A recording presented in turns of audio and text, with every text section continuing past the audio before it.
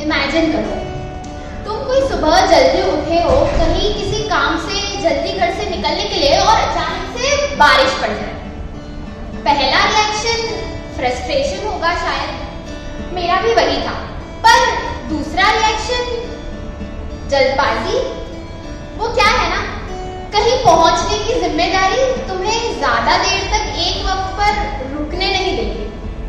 अब हुआ कुछ ऐसा कि महीना था जुलाई का और मैं जल्दी उठी थी ऑफिस जल्दी पहुंचने के लिए। ऑफिस में थी एक बहुत बड़े क्लाइंट के साथ एक बहुत इंपॉर्टेंट मीटिंग और मैं घर से निकलने ही वाली थी कि मैंने देखा बाहर तो जोरों शोरों से बारिश हो रही है। मैंने भी झट से घर का दरवाजा वापस खोला, कैब बुक की और ड्राइंग रूम में छाता लेने पहुंची कि मेरा ध्यान सामने वाले घर के लिविंग रूम में गया, जहाँ पे आर्जव अपने स्कूल यूनिफॉर्म में टीवी के सामने बैठकर अपने ही स्कूल का टिफिन खा रहा था और टीवी पर चल रहा था थॉमस एंड फ्रेंड्स। लाल हरे भूरे नीले सबके सब हैं जोशीले, सब करते हैं अपना काम चाहे पास हो या फिर दूर मकाम। कभी उतरे वो मुड़ मुड़ के थॉमस एंड हिज फ्रेंड्स। नहीं, इतना दूर से मुझे आवाज बेशक नहीं सुनाई दे रहा था, पर ब्लर ही सही विजुअल्स देखकर मानो सदियों से चुप बैठी एक आवाज ने अपनापन देखकर गुनगुनाना शुरू कर दिया। हाँ, वही शो जिसमें 8 ट्रेन्स मिलकर एक टास्क खत्म करती थी और आपसी उलझन एपिसोड खत्म होने से पहले ही खत्म हो जाती थी और काम वो भी हो जाता था। काम से याद आया, याद है नॉडी टॉयलैंड का बादशाह अपनी क्यूट सी वेल अटैच्ड रेड टोपी के साथ। इतनी क्यूट सी उसकी कार, उससे भी क्यूट उसकी आवाज और उससे भी क्यूट उसकी प्रॉब्लम्स।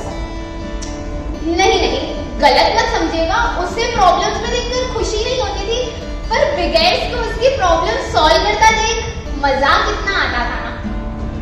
प्रॉब्लम्स की बात आए और नोबिता की बात ना आए, ये तो कैसे ही संभव है।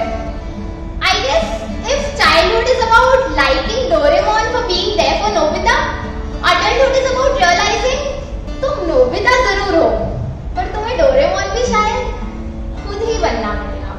हाँ, बनना पड़ेगा अडल्टहुड में खुद का ही डोरेमोन। एक तरफ जहाँ पर नोबिता कोई भी प्रॉब्लम आने पर रोने पड़ता था, वैसे ही ऑसवर्ल्ड कोई भी प्रॉब्लम आने पर अकेला पड़ने पर गाना गाने लगता था। ऑसवर्ल्ड ब्लू कलर का इतना बड़ा सा ऑक्टोपस जिसके इतने बड़े सर को कवर करती थी उसकी छोटी सी ब्लैक हैंड। ऑसवर्ल्ड को गाने गाते देखकर बड़ी हुई हूँ। Now I know from where my habit of moving towards music in every minor inconvenience of my life has actually come from. कितना अजीब है ना, बचपन में जब हम इन्हीं कार्टून कैरेक्टर्स के प्रॉब्लम्स को देखकर हंसते थे, आज इन्हीं कैरेक्टर्स की मुश्किलों को देखकर उनका दुख महसूस कर पाते हैं।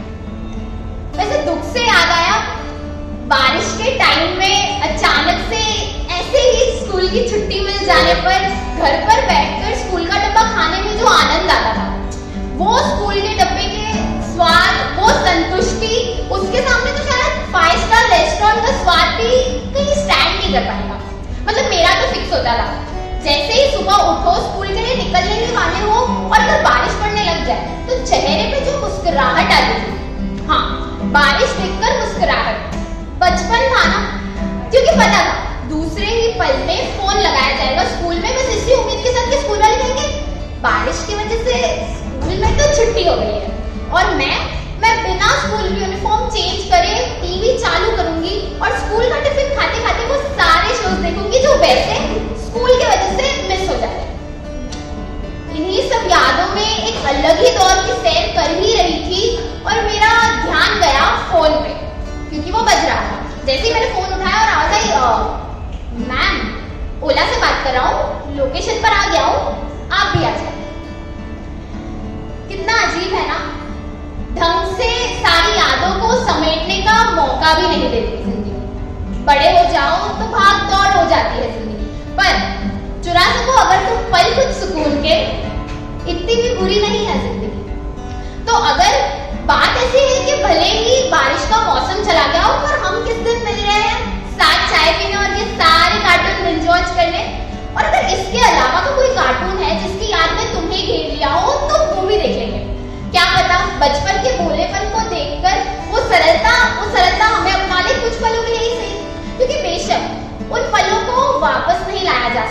पर जब जब जिंदगी मुश्किल साबित होने लगे, उन पलों तक वापस जाकर वहां से सरलता उधार जरूर लाई जा सकती है। धन्यवाद।